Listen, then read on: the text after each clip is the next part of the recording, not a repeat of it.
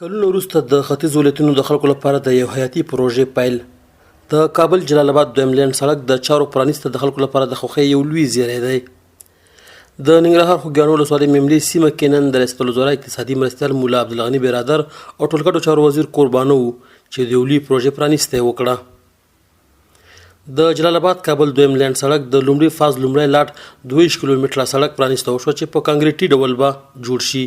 د هیواد د داخلي اتصال او ځمکني ترانسپورت په برخه کې د کابل جلال آباد دویم لین سړک جوړونې د یوې داسې مهمې او حیاتي پروژې پرانیسته کوو چې د هیواد دوه ستر تجارتي او ستر ترانزیت او ولایتونه کابل او جلال آباد په کمه فاصله یو له بل سره نښلوي.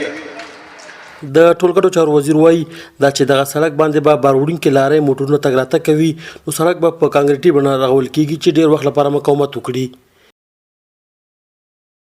تر سره دا کانکریټي جوړ کړي چې پر دې باندې درانه موټر او ډېر موټر چې هغه به سي خو کانکریټي. دوم د دې په مخ کې د سالن لار د سالن پر لار باندې ډېر با کیفیته کار شروع دی.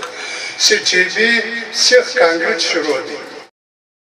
بلخوا د ننګرهار ولایت اوسیدونکي د دغه سړک د چارو پیل د ننګرهار لپاره ګټور یاد کړ او وايي کلونه وروسته یې دغه غوښتنه ومنل شوه. او نن د خیر سره د دې سړک افتتاح وشوه او ډیر وخت راسي د سړک په تمه ومنګه او په انتظار و چې دا سړک به کله جوړیږي.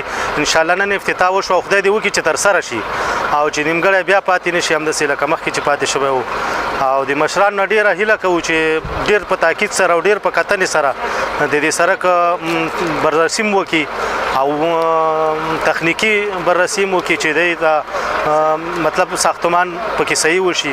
لکه څنګه چې د ننګرهار او د کابل دوهم سړک دی په دې باندې د ننګرهار او دواړه مخته خلک چې ډیر زیات خوشاله دي خصوصا د مملې د لپاره سړک ډیر مهم دی. مخکې دلته دا سړک ډیره موده وشوله ډیر خلک په تمه او توقع کې و چې دا به څنګه جوړ بشي جوړ به نشي خو ان شاء الله نن چې د مشران ټول راغلي ول او د دې سړک افتتاح وشوله په دې باندې موږ ډیر زیات خوښ او خوشاله یو.